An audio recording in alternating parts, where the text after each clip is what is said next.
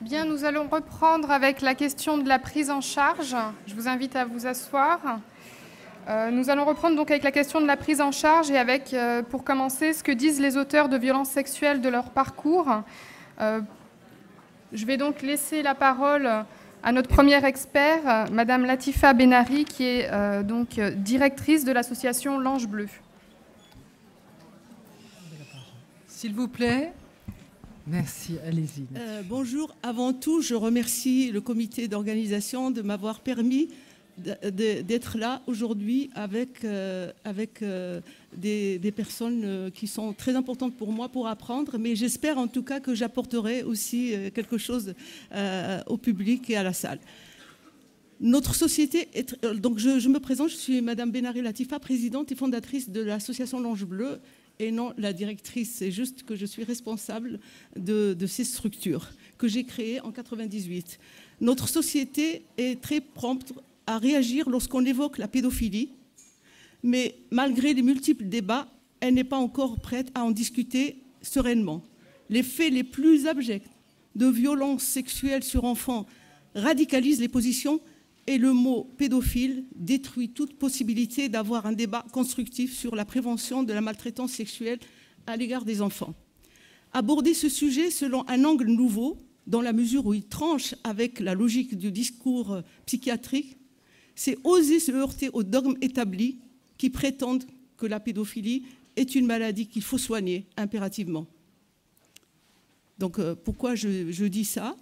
Parce que la pédophilie, elle peut générer des pathologies qu'on soigne. Mais on ne soigne pas l'orientation sexuelle pédophilique, l'inclination envers les enfants. Mais par contre, elle génère beaucoup de pathologies qui doivent être soignées ou pas forcément soignées. La psychose, la phobie, les troubles, ça, ce sont des pathologies que je décèle lors des appels téléphoniques. Donc j'ai créé une structure qui permet aux personnes qui sont concernées d'appeler. Donc, après 30 ans d'expérience sur le terrain, d'abord auprès des victimes d'abus sexuels, puis en contact direct avec les délinquants sexuels, et surtout en constatant l'absence totale de structure d'écoute, j'ai décidé en 1998 de créer cette structure et puis de me lancer surtout dans cette aventure en créant l'association L'Ange Bleu. Bien sûr, il y a eu les encouragements du maire de ma ville qui était témoin d'une histoire dans une école. Je ne vais pas m'étendre sur ça. Donc, en créant l'association L'Ange Bleu, je découvrais un autre monde associatif et je voulais surtout être un maillon de la chaîne des thérapeutes et compléter leur travail. Et je suis allée à Lille, un congrès qui traitait de traitement de la délinquance sexuelle. J'ai essayé de trouver une petite place, une case, et c'est vrai qu'on m'a vraiment découragée par rapport à l'appel téléphonique aux pédophiles qui ne sont jamais passés à l'acte, les abstinents. Ce que j'appelle les abstinents, c'est-à-dire pendant des années, j'ai eu le témoignage, le ressenti, la souffrance des délinquants sexuels. Même si je suis une ancienne victime, le paradoxe ne me dérange pas. Tous, à l'unanimité, me disaient si j'avais trouvé une aide, si j'avais trouvé une écoute, pareil, je ne serais jamais passé à l'acte. Donc ce combat s'est concrétisé par une victoire, cette problématique sociale que représente la pédophilie. J'ai réussi à l'extraire de la fermeture, de l'isolement, de l'exclusion. La permanence d'écoute s'est révélée être un vrai exutoire pour tant de détresse, quelle que soit leur nature, et un défi pour tous ceux qui qualifièrent ce projet utopique. Et il y en avait avant. Vouloir comprendre la pédophilie dans son ensemble, ses spécificités et ses déclinaisons, nous permet de commencer à mieux l'approcher avec un objectif, la protection de l'enfance.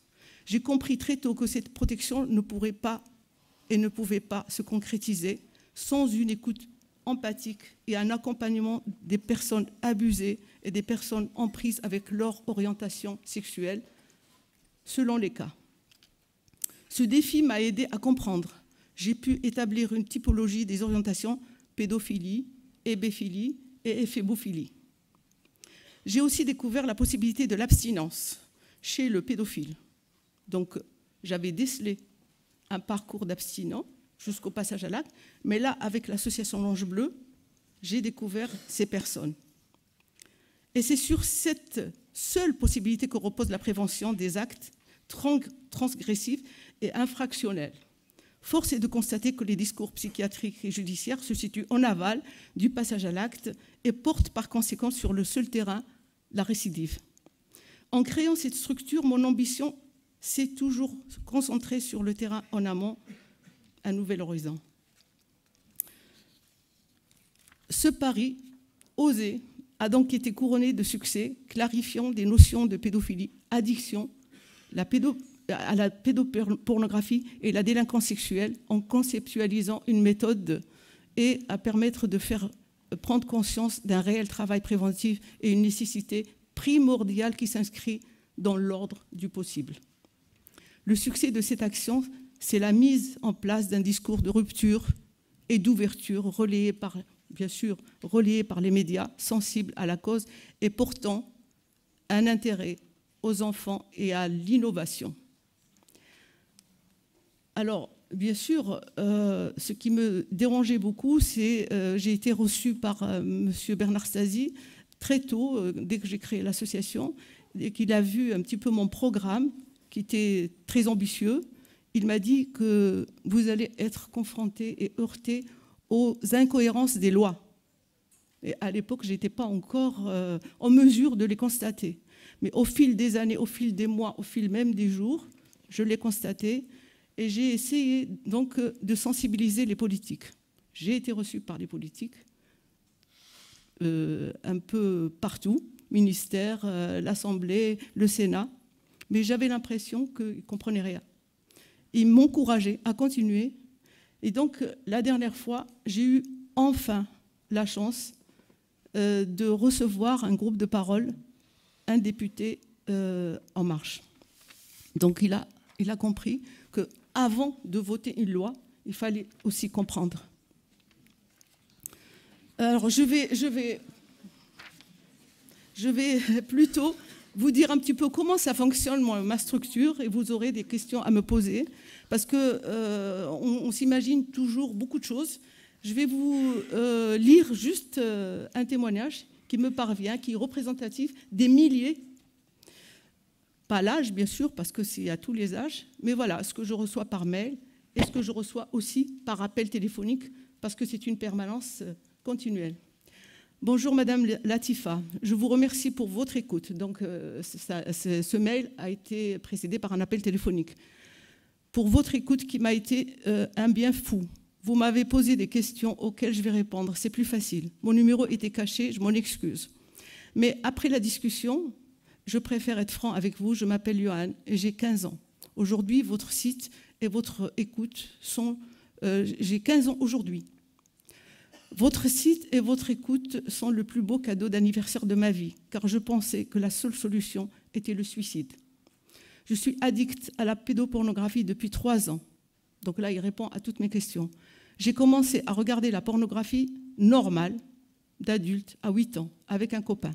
Petit à petit, j'ai découvert facilement les sites où les enfants de mon âge faisaient l'amour, et ça m'a excitée. Au début, j'avais honte et peur de moi. Mais je revenais tous les soirs vers ces sites et je cherchais d'autres, parfois toute la nuit. Oui, j'ai commencé à me masturber à 12 ans. Non, je n'ai jamais eu de désir envers les enfants dans la vie réelle. Je vis à la maison avec un cousin de 9 ans et sa sœur de 6 ans, mais je ne ressens rien pour eux, ni pour les voisins. J'ai besoin d'arrêter cette drogue, comme vous l'avez dit au téléphone. Je me suis reconnue dans le témoignage d'un adolescent du même âge sur votre site. Ça m'a fait beaucoup de bien de parler avec quelqu'un qui ne juge pas, qui ne cherche pas à me dénoncer, soit à la police, soit à mes parents, et qui n'est pas psychiatre. J'ai cours tous les jours, sauf le mercredi matin et le week-end. Nous pourrons parler sur Skype dimanche, car mes parents sont absents. Vos conseils m'ont aidé à réviser tous mes examens. Merci pour votre conseil et merci pour ce que vous faites.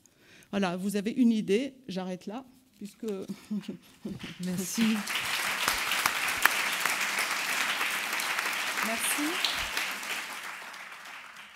Alors, nous allons poursuivre donc, avec les échanges et les questions de la commission d'audition. Olé. Voilà. Non. Restez avec nous. Safia Lagmoris, j'ai 2 questions à vous poser. Je sais qu'il faut jamais poser 2 questions parce qu'en général, on ne répond qu'à la dernière, mais je vais essayer. Quand vous dites qu'on a essayé au tout début de vous dissuader, vous vous êtes trouvé confronté à quel type d'argument pour vous dissuader? Ça, c'est ma première question. C'est très simple. Ah bon, allez-y, puis je reposerai la deuxième après. Allez-y. Bon, et ma deuxième, c'est, on a dû vous la poser souvent, je m'excuse, hein, mais qu'est-ce que vous faites quand vous êtes face à un pédophile qui vous dit qu'il est passé à l'acte et qui ne veut pas recommencer? C'est une question qui revient souvent et qui a été posée même par M. Thierry Blanc en tant que rapporteur de loi, puisqu'il m'a invité à présenter mon action. Je vais répondre à la première. Les arguments de découragement, c'était « je ne suis pas diplômée », même si j'ai une expérience de terrain, et je suis issue de la société civile. Donc il y a 20 ans, il y a 18 ans, plus maintenant, puisque grâce au CRIABS, j'ai ma place de société civile au sein de cette organisation. Moi, j'ai présenté mon action comme une expérience, mais surtout comme un maillon de la chaîne qui existe.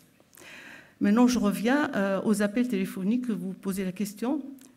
Qu'est-ce que je fais lorsque quelqu'un me dit qu'il est passé à l'acte? Je ne suis pas la victime.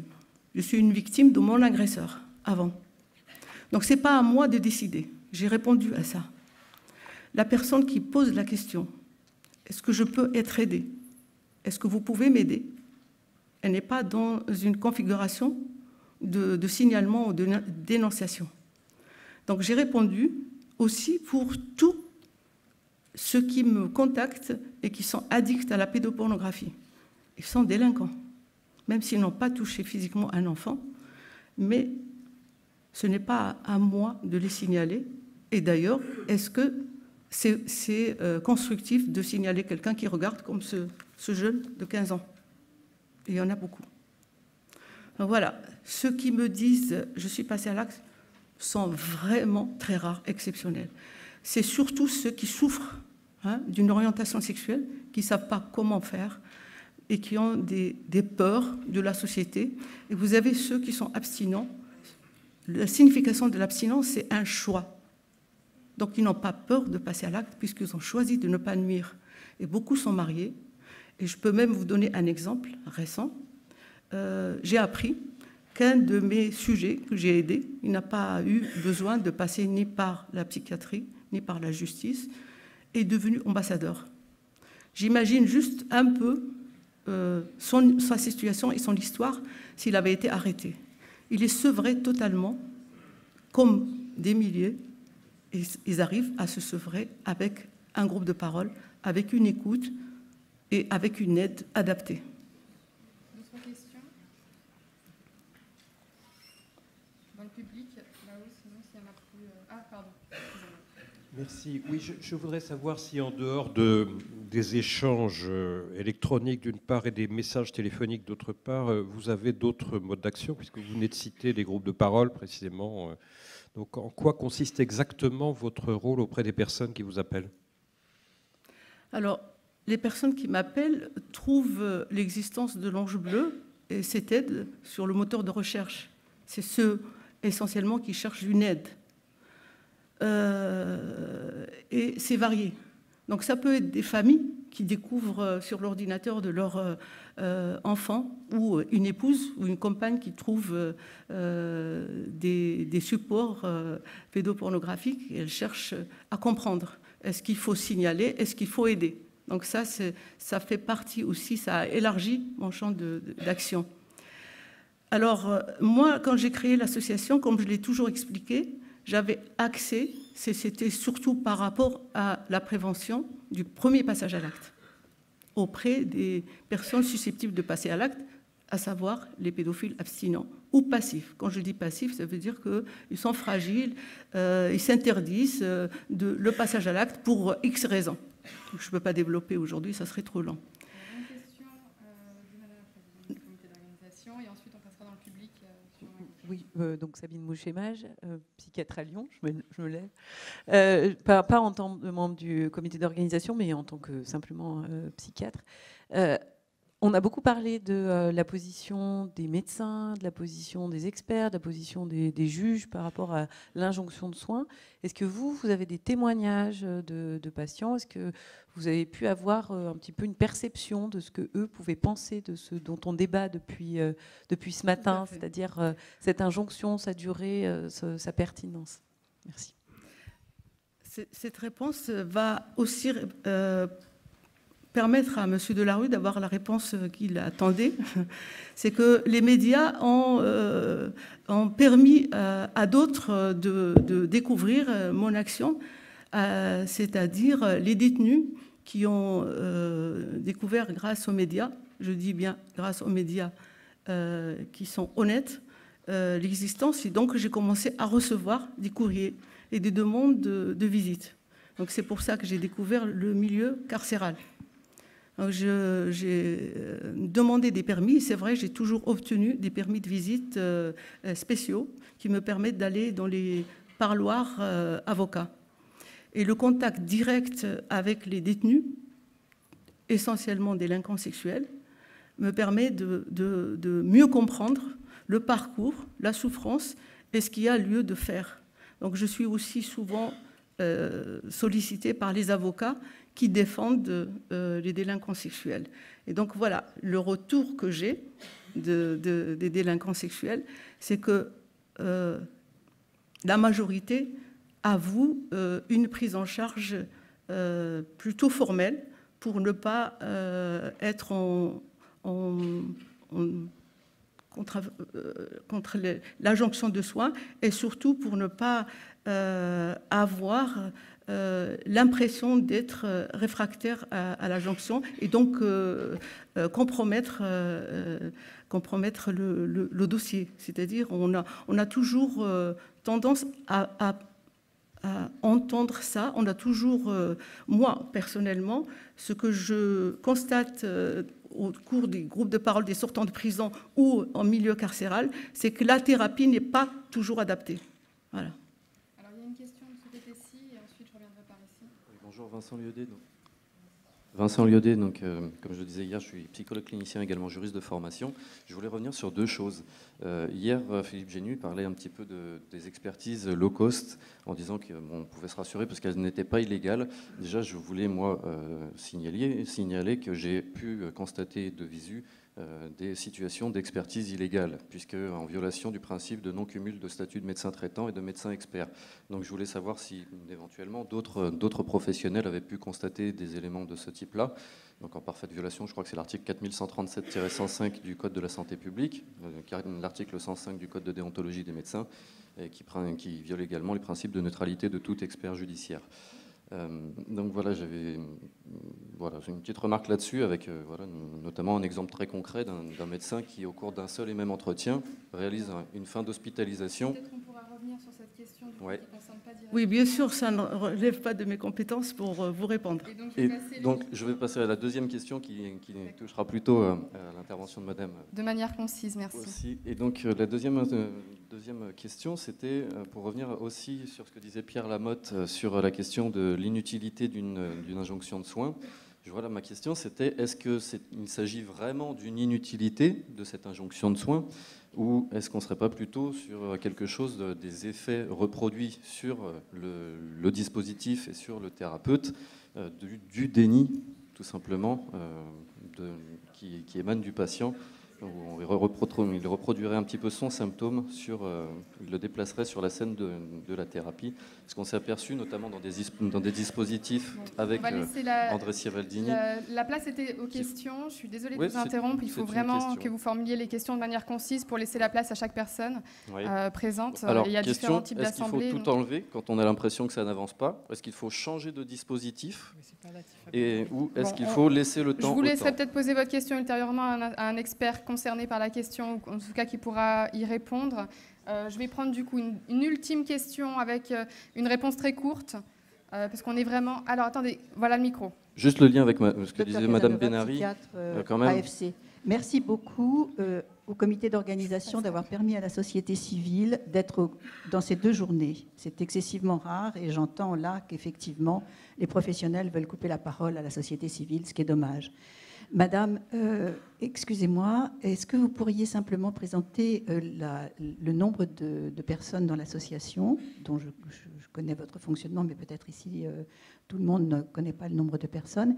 Et puis, comment est-ce que vous sélectionnez, recrutez ou choisissez les personnes qui vous aident dans ce travail de réponse téléphonique?